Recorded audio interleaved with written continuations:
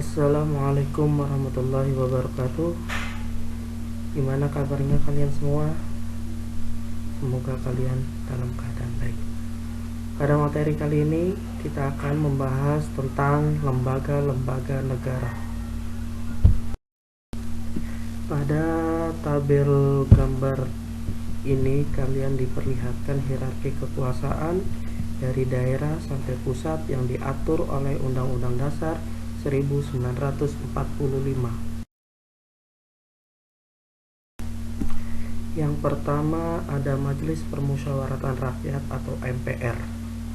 MPR ini diatur dalam pasal 2 dan 3 Undang-Undang Dasar Negara Republik Indonesia tahun 1945.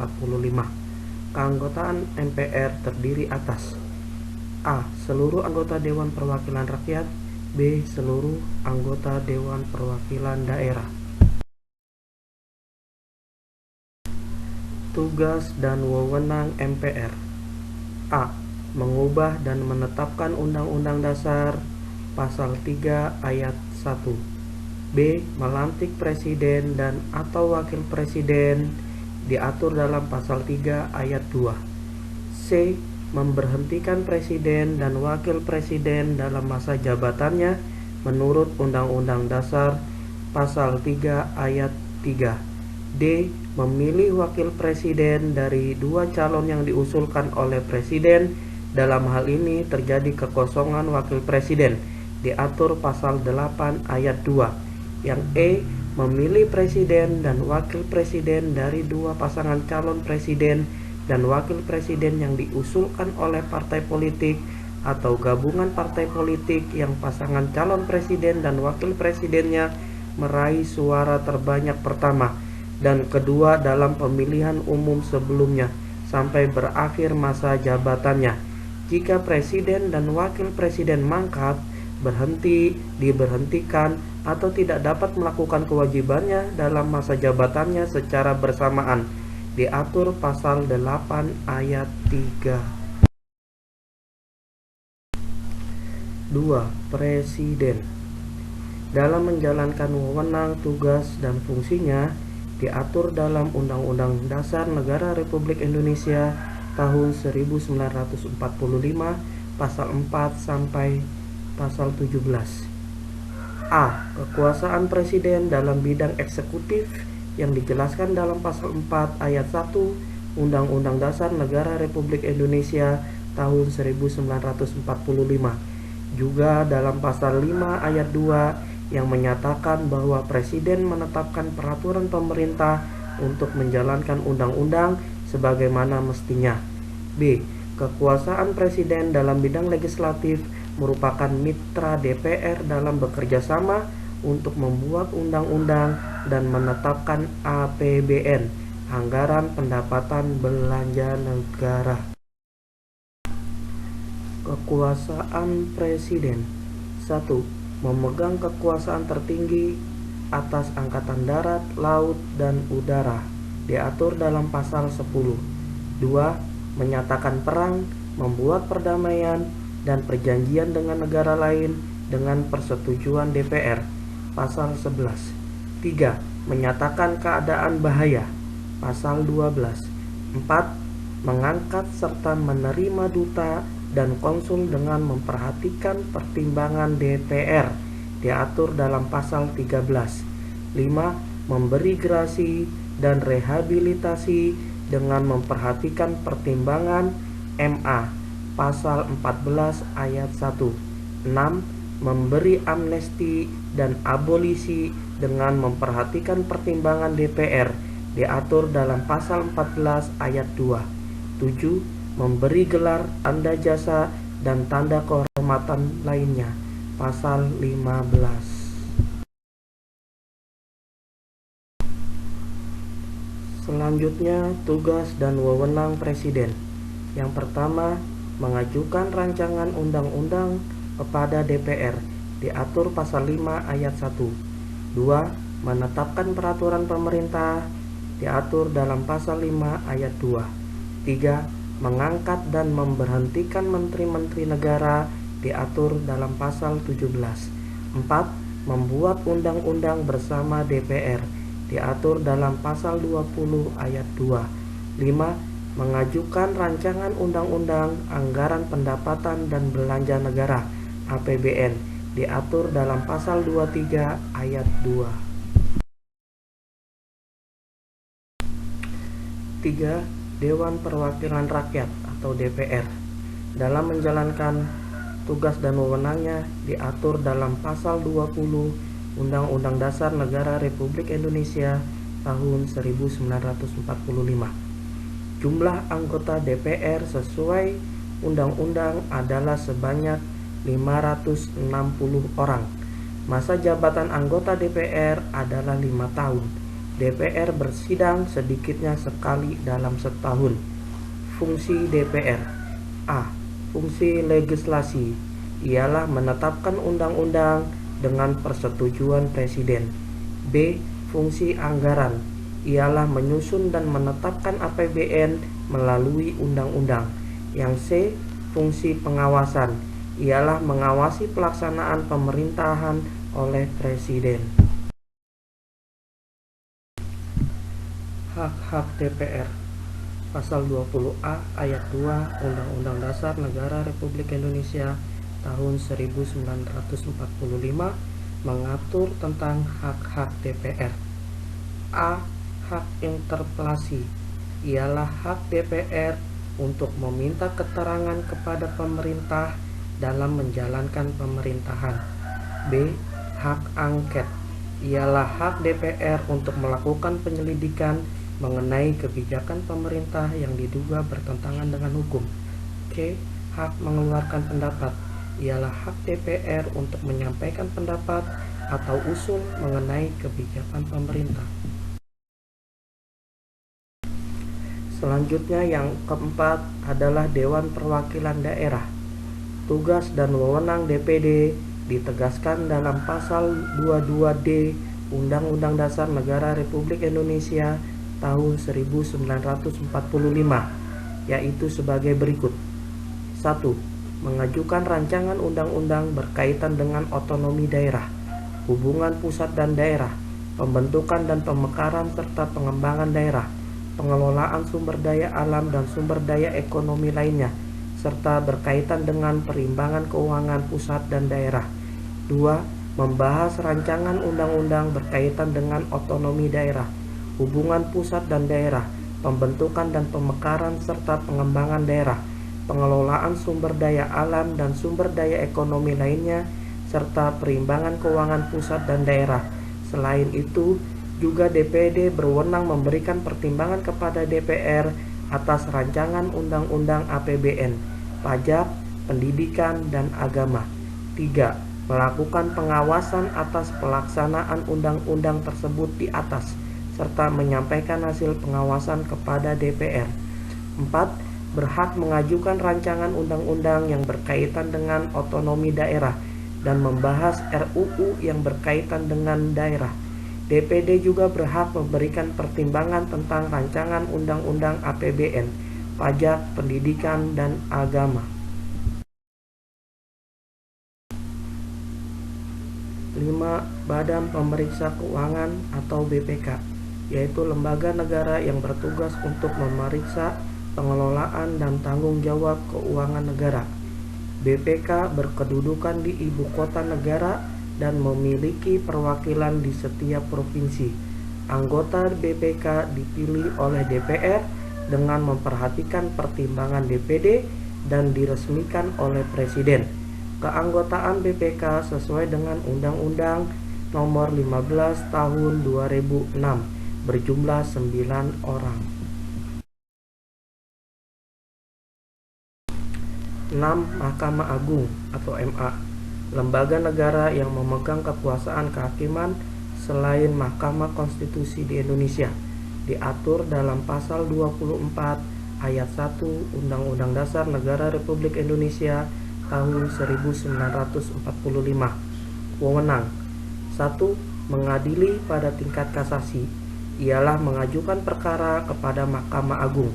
Keputusan pada tingkat kasasi merupakan keputusan tertinggi dalam proses peradilan. 2. menguji peraturan perundang-undangan di bawah undang-undang terhadap undang-undang. Hal ini sering disebut hak uji material atas peraturan di bawah undang-undang terhadap undang-undang. MA berhak menentukan bertentangan atau tidaknya isi suatu peraturan di bawah undang-undang, seperti peraturan pemerintah, peraturan presiden, peraturan daerah, bahkan peraturan sekolah dengan undang-undang.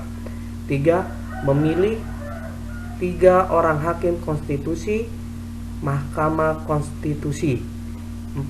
Memberi pertimbangan kepada presiden mengenai gerasi dan rehabilitasi.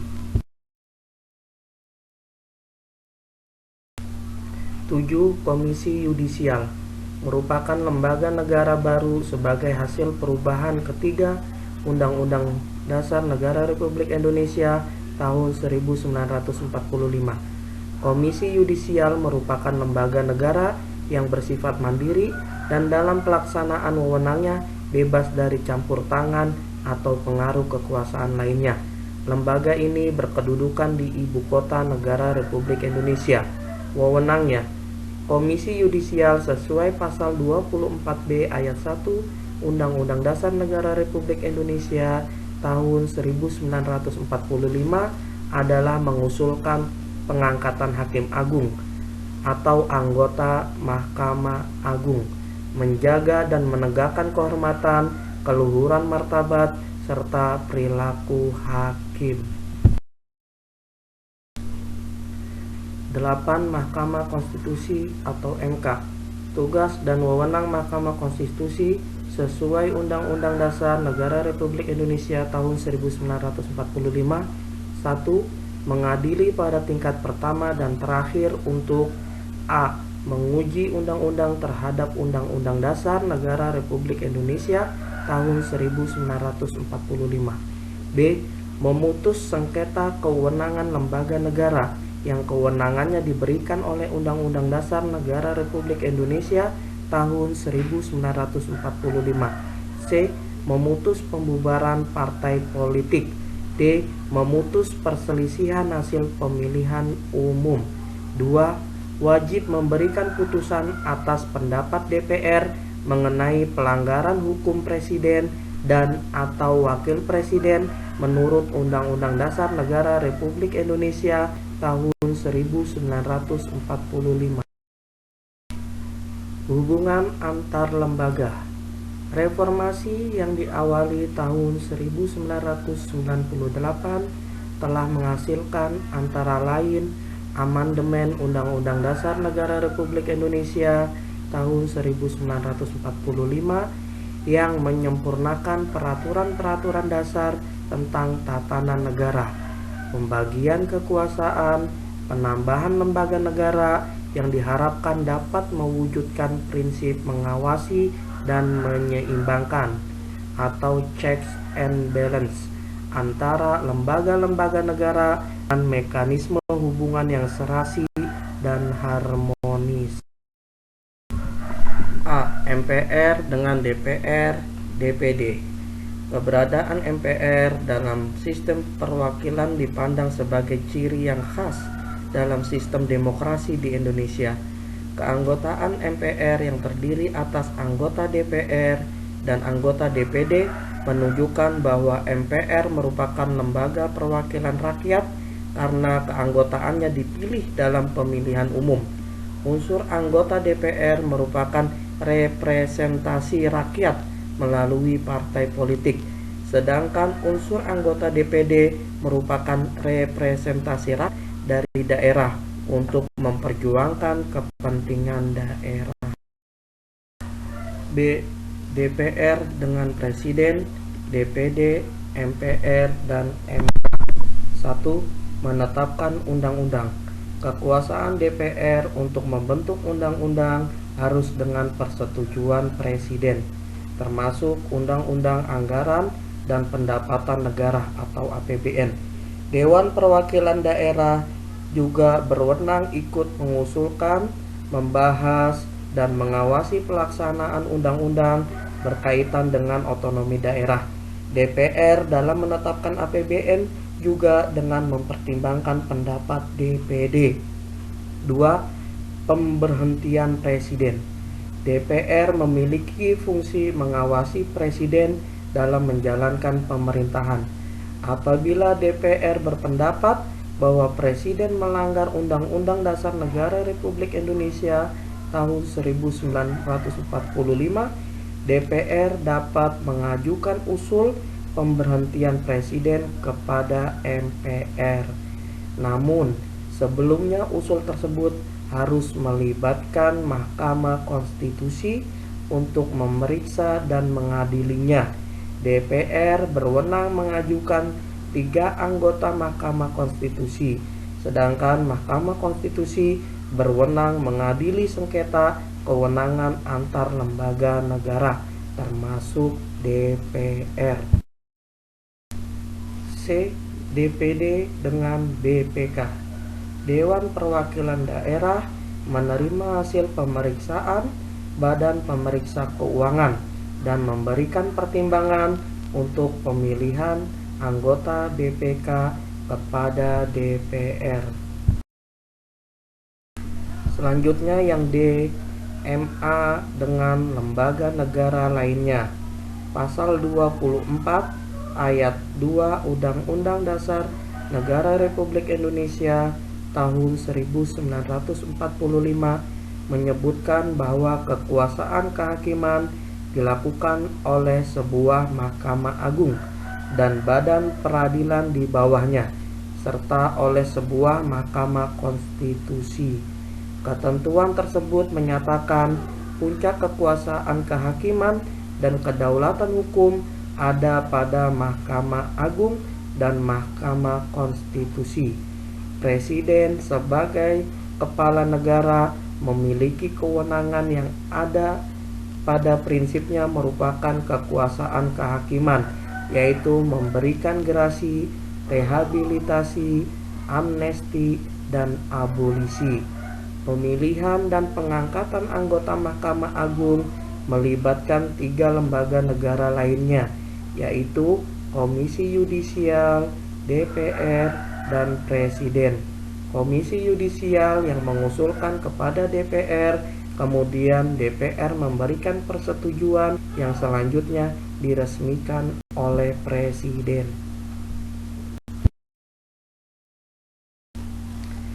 E. Mahkamah Konstitusi dengan Presiden, DPR, BPK, DPD, MA, dan KY. Diatur dalam pasal 24C ayat 1 Undang-Undang Dasar Negara Republik Indonesia tahun 1945 menyebutkan bahwa salah satu wewenang Mahkamah Konstitusi adalah untuk memutus sengketa kewenangan lembaga negara yang kewenangannya diberikan Undang-Undang Dasar.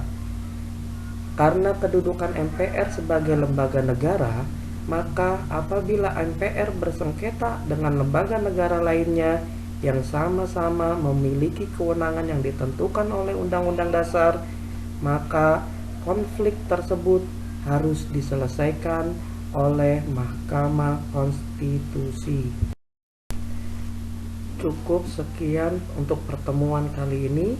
Semoga pertemuan kali ini dapat menambah wawasan kalian, menambah khasanah keilmuan kalian.